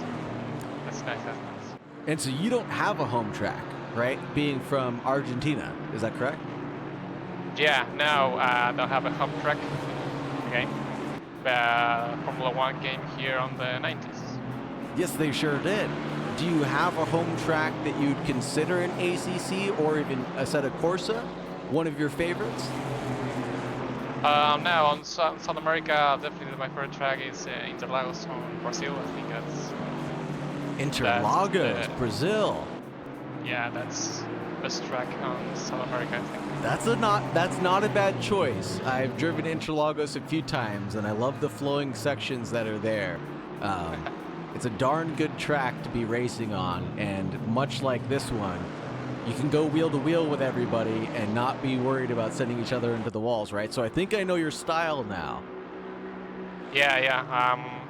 Like I said, I'm just learning. I know I gotta come down. I have a little touches, but I think everyone understands that's racing on Kyalami. Yeah, it totally is. And I will say, when we raced for the first time together, I was so scared of you touching my butt because I think. Oh, I didn't know. I raced with you. Yeah, we raced together. I think I hadn't even got my rookie or I hadn't got my C-Class license yet. I was just in a rookies, and we were racing together in just an open rookies lobby, you know, hourly race, whatever. And what ended up happening is you were behind me, and the guy in P1 ran away. He was doing some ridiculous, like 34, 35s, whatever, for his lap times. but you and I were neck and neck, and then just towards the middle of the race, I was just like so scared of you. I was like, just go around me. Yeah, I like to drive pretty close to the opponent. I think I'm very aggressive on that way, but yeah, I gotta calm down a bit. No, but also it was very safe because there was no point there in that race where you didn't touch me or have an incident with anybody, which is what I was trying to get at. Is that you may have an aggressive style, but it looks like you just drive that way, and it seems to be working well. Yeah, Jacob. Yeah, I think so. Yeah, Jacob, sorry. It does look like you just kind of drove into a wall in that instant. Sorry, he was looking at the replay. Borowick was. That was not fun for him. Thank you very much for joining me, Espendola. Hopefully I got your name right ever since the first time. But please. Yeah, from Leonardo Espinosa to Leandro Pino, we have it. Good, right on, man. Thank you very much for joining me in the broadcast. I really appreciate the support, man. Thank you guys. And be safe, drive fast. Thank you, bye. Bye. All right, let's grab Noah Lee, and then if Henry's going to be on deck next, we'll grab Henry next if he wants to join, but we've got Noah Lee right now. Hello, Mr. Lee. What's going on, B? Not much. B, that's a good one. Living the dream. Got a ton of interviews lined up. This is more than I think I've had in a long time. Yeah, I know you're busy. I won't keep you for too long. Just wanted to pop in and say hi. No, this is great. I really am enjoying the heck out of this right now. It's a lot of insight, a lot of interviews. I'm not going to complain. Hey. Entertaining for me and hopefully entertaining for you guys. No, absolutely. And with a race like this, I mean, this one was pretty action-packed. For some of us, I know that the guys up front were a little bored for a big portion of it, but that midfield pack was real tight. Basically from Henry down to about 12th. It was we were racing close the whole time. You know what? I would say exactly that. You know, I think Bromfield, Caleb Driscoll, Mike Rourke are all happy that they didn't have any contact this race after the way the last 3 or 4 races for them have gone that I've cast. I think all of them have had either major incidents or ping-ponging or just something not go well for them, where I think them to have finally a silent race with a good result, they really shouldn't be complaining, but Yeah. I mean, one would think, right? They're in the voice chat talking about falling asleep, so I guess they prefer the chaos. But, I guess they do. Sure, well, I don't want to hear they're happy anything with out of Mike's mouth or Caleb's mouth next time when they start getting their elbows out and start rubbing. All right. I'm just kidding. Yeah. I weren't complaining. If you guys are listening, I'm very sorry about everything that I've said. I take it all back. But yeah, man, it was a good race, good battling, and I had a lot of fun with. I was close with Cogs there for a while. Unfortunately, got tangled up in a little bit of an incident, but we watched it back, and it was, I think pretty clearly a racing incident, and there was a calculated risk on my end. So it is what it is. But other than that, hey, I'll take it. I mean, really, honestly, with the incident that I had with Cogs, I was more upset that my perfect clean race was ruined than the actual contact. But whatever. It is. Oh, you were in the number 70. What car was that again? I'm sorry. Yeah, so I was running the Porsche. The black and blue Porsche. Yep. And Cogs and I see it right there in the background. Yep. Cogs and I had some great. This little scuffle here, starting with Henry, was awesome. It was racing with Fitty and McGeehee, I think it was, up in front in the Astons, and then I had Cogs behind, and then a little bit further behind was the Merc. I forget who was driving the Merc, but early in the race I had some good battling with him as well. I got a really good switchback on him, and then Cogs got by him, and they had a little bit of contact back there. So Cogs, I think, had a bit of a scuffed race. I don't know if he came in here, but I think he had 3 different contacts with 3 different drivers, which is not ideal. But it was good racing. It was fun racing with him. We were on similar pace. I mean, all 3 of us here, and it was really fun because Cogs and I are in back here in cars with no horsepower, chasing down 3 Astons, who of course are going to outdrag us everywhere. So it's like just trying to get the slipstream wherever we could, but worked out. That's one of those things that was really interesting that I tried to comment on a lot, was watching the Alpines and the Porsches really try to chase down. You guys were able to get close in the twisty bits, but then neither of those cars were able to be there kind of in where it mattered at the end of turn 1, where you normally see GT3 overtakes happen, right? Right, yeah, and but so these slower cars, the Porsche, the Alpine, excuse me, and the Ginetta as well are all much better under braking too. So that's a big opportunity for overtakes, is to really just like give it a good send down the inside. If you can stick it around one of these faster turns, like we just saw, this is Nathan and Jake battling here. Yep. And obviously very different machinery, but like stuff like that, the high speed stuff is where things are kind of equalized a bit, or where you can really leverage the advantage of some of the less powerful cars. But yeah, making big sends is really fun in the lighter, lower power stuff. But with a big front straight like Kyalami has, it can be difficult. I mean, you're really trying to tuck in behind something with more than 4 cylinders and hoping to get dragged along. And then how does the car feel underneath you? I know Punisheros was talking about it. Borowick, excuse me. He was talking about his Audi kind of just being like overpowered, short wheelbase, uncontrollable little go-kart. Were you getting Oh, sorry. No, I was just asking, were you getting that same feeling out of your Pork or not? No, the Porsche does not feel overpowered, not even close. But it does feel really good. I mean, the Porsche, like, it just, like, the entirety of Sector 2 is it just feels awesome. I jumped into the Porsche today because I didn't have any practice, and after running in the Ferrari, I figured that it would be, running in the Ferrari in the 3-hour Enduro, that it would be the closest thing to jump into and, like, not have to really deal. The last thing I wanted to do was jump into Camaro and have all the understeer after not driving a car with much understeer all weekend. So, the Porsche is really fun. People say this about everything. It feels like a go-kart. It just goes where you point it. It's really satisfying until you get to that front straight, or any of the straights really, and anything around you just disappears. I mean, like, I would be getting slipstream I'd be on the bumper of the Astons and they would just be disappearing into the distance. So I think we saw that a few times, unfortunately. Yeah, who was in the 125? Let's see, that was that Mercedes that you're talking about. 126. I did not see a 125. I must be smoking the reefer again. Anyways, I apologize. Hold on. Let me just do this real quick. There. Put that in chat.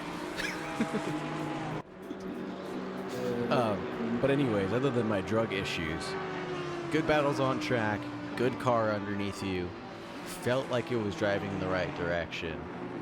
Is there anything that you wish went a little bit differently, Noah? Because I know a lot of the drivers felt like they were elbows out, but no one's getting called out for it. It sounds like you guys all really enjoyed the race more than anything. No, and I think that this was a lot of really close racing. I mean, obviously my contact with Cog sucked. I wish that didn't happen.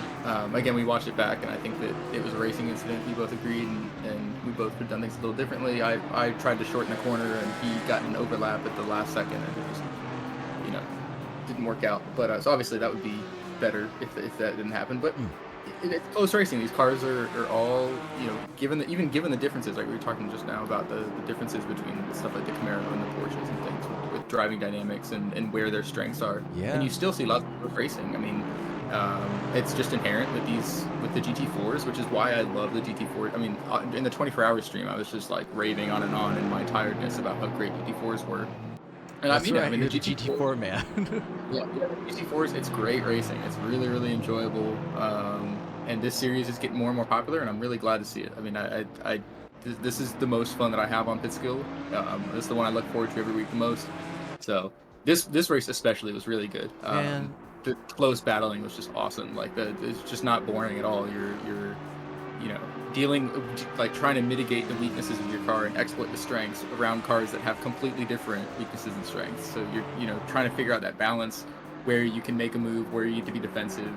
Yeah, it's really enjoyable. You're really making me want to put down the mic and come hang out with you guys on Monday. I was supposed to do the Porsche race earlier today and didn't end up doing it. I ended up chickening out of it. I ended up at Harbor Freight, buying stuff I don't need, obviously.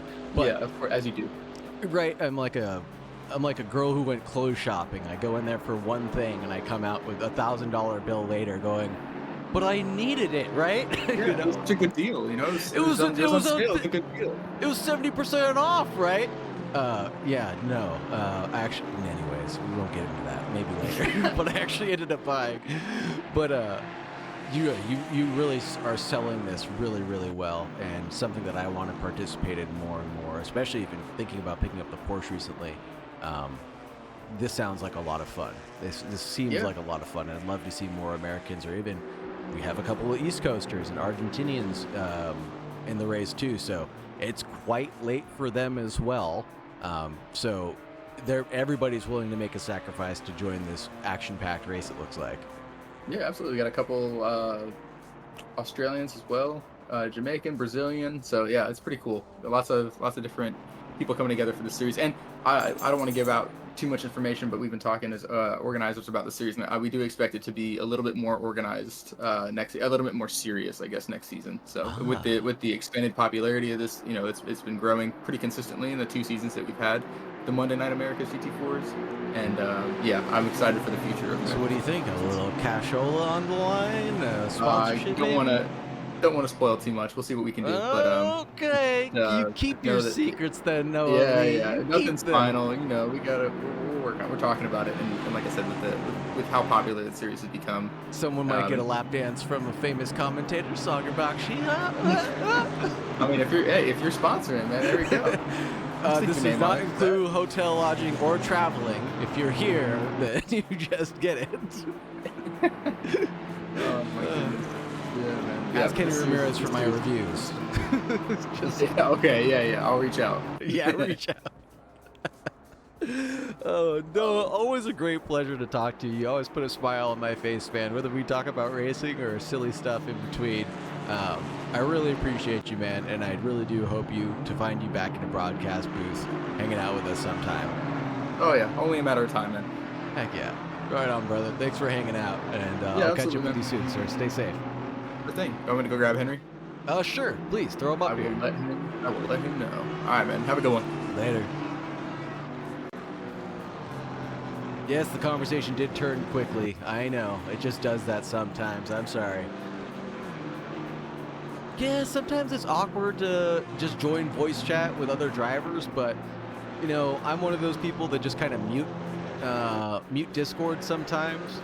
So when I'm driving, because I like to stay hyper-focused, you can always do that too and just start screaming at people whenever you want to. Henry Ramirez is in the waiting room. I'm going to grab him right now. VC is the vibes. Right on. Hey, what's up, Henry? How are you doing, sir? Hey, good. How about yourself, bud? I'm doing great. This was a spicy race. Yeah, super feisty, man. It was pretty good. Didn't think I had enough pace to keep up with the boys, but I kept a couple people behind, so it was pretty fun. It was fun all around. I don't think just a couple people behind. I think you kept 4 or 5 cars behind you at one point that were outrunning your pace, or at least like threatening you extensively. Yeah, I think I had him out of. I think that was that uphill, almost like a U-turn. The turn 10 and 11. Yeah, turn 10 and 11. Yeah, the coupe. I noticed that I had a little bit more speed out of there than the rest of them. I don't know if it was because I was running TC0 or something, but I felt like I had that was my spot where I got ahead of them and I got that gap that I needed to survive sectors 1 and 2. What I saw you doing a little bit differently than some of the other drivers is, so at the exit of turn 10, turn 11, where it's like a double left-hander, that U-turn, right? Yeah. Drifting out to the right-hand side leaves you vulnerable to kind of the track falling away from you. So then usually the TC will kick on, like you were saying, or you'll lose a little bit of that positive traction and you'll just kind of spin out. But if you stay kind of towards the middle of the track, towards the inside, like I saw you doing, you get that really straight run towards Mineshaft, and on your way to Crocodiles, you're set up for success. So I think that must have been what you were doing to really keep them at bay, because it was, looking at the tower now, McGeehee, Petey, Cogs, Noah Lee was back there, Borowick was back there. You had a couple big names behind you, to say the least. Yeah, they're pretty fast. Like I know them being super fast all the time, but I think you're right. I think setting it up off of that off of turn 11, that exit, I think that's what gave me all the speed to actually stay ahead. It was kind of weird, but also the Aston's got a lot of speed too, so that helped me out too. Now, do you think the TC played a big part in it, or do you think that there might have been some setup differences that you had from the other drivers also? It could have been set up as well, but I don't know what everybody else runs. I try to do what feels comfortable for me. I know for like brake ducts and stuff like that, I run lower than most people, so I can have the tires worn the whole time. But I don't know, because I know I know a couple of them were a lot faster than me during quali, right? So I was just afraid that I was gonna get passed at some point. I know. Get run over at some point, basically. Yeah, because I know Petey or Petty or I forget how to Jose pronounce Petey? it, but Yeah. yeah, Jose. So I know Jose like threatened a lot. I was like, yeah, this guy's gonna take it. He's gonna take it. And like I just like survived by like the skin of my teeth. So it was pretty fun. But Yeah. at the same time, I have no idea how I pulled that off. Petey had a little bit of damage from some early contact. I don't know where he got it, but I know that he had some scuff marks on his hood.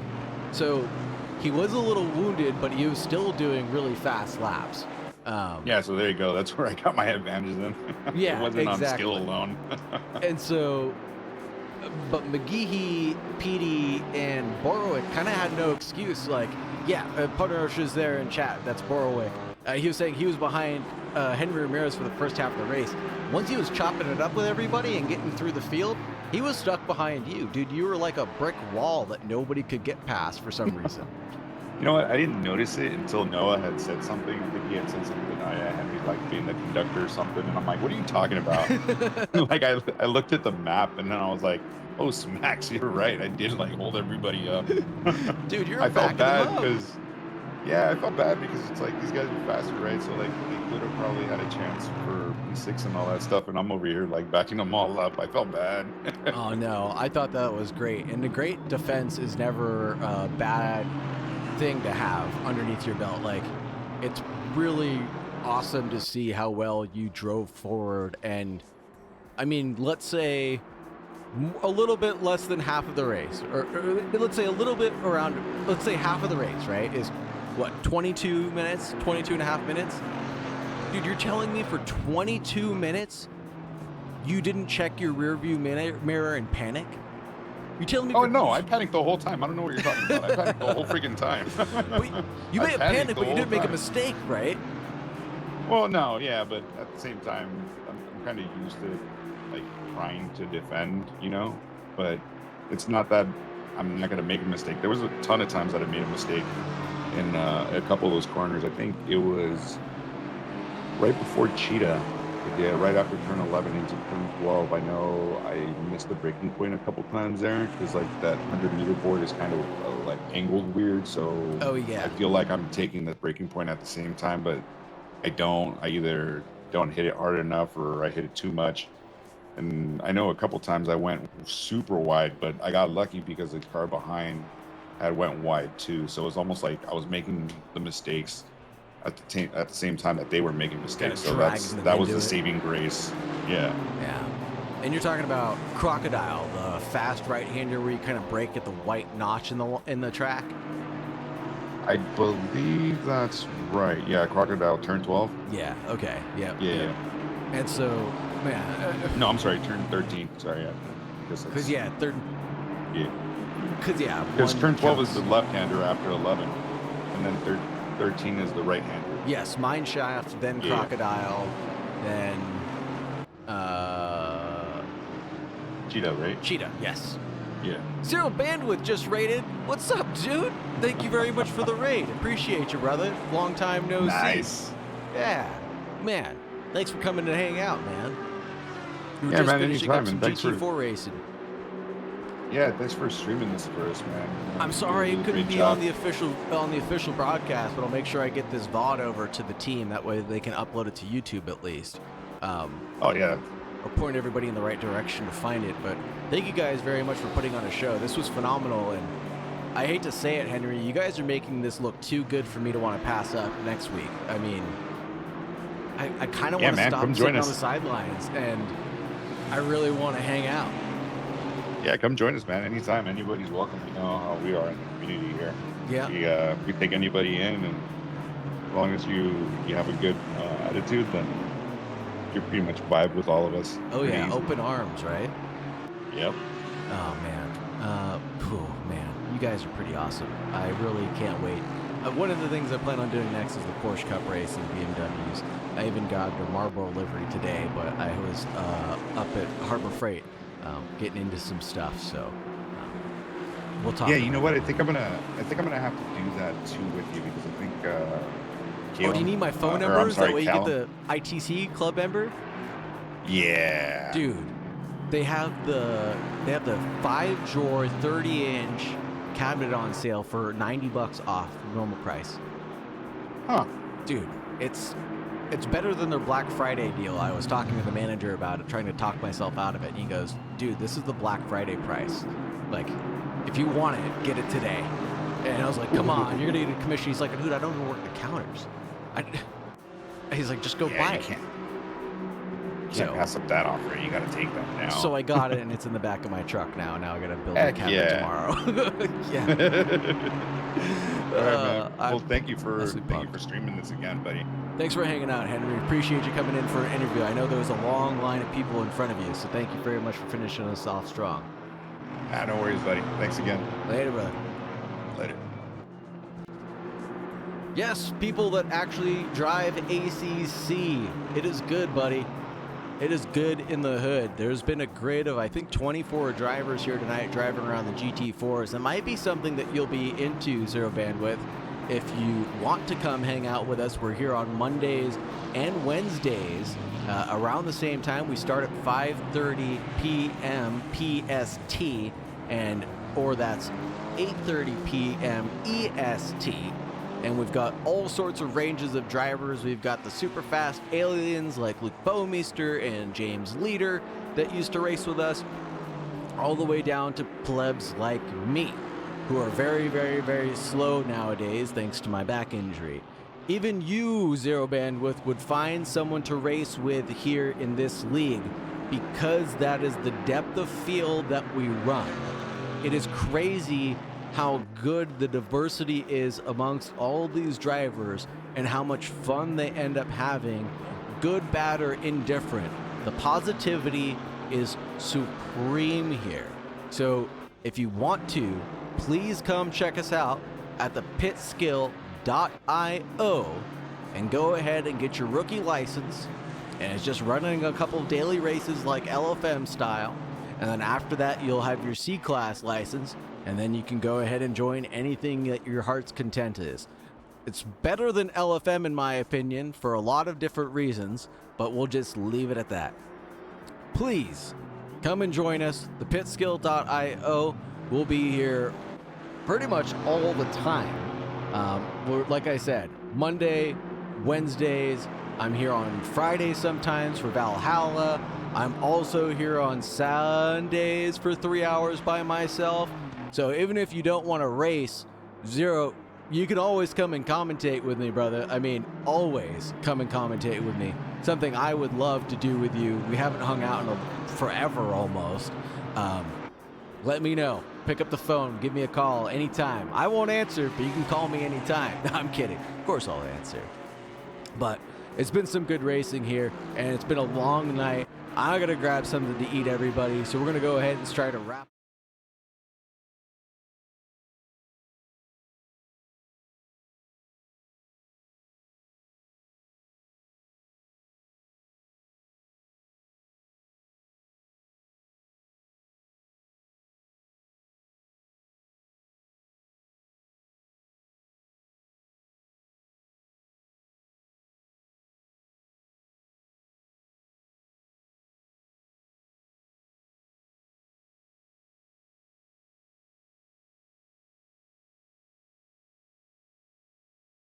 My mic cut out. I just wanted to say thank you all so much for coming to hang out. Thank you very much for your love and support. You guys are awesome. Thank you to Henry Ramirez. Thank you, Zero Bandwidth, for the raid. Thank you, Punisheros. Thank you, everybody, for the raids. You guys are awesome. You guys are supportive. I love you guys so much. And as always, please remember, stay safe.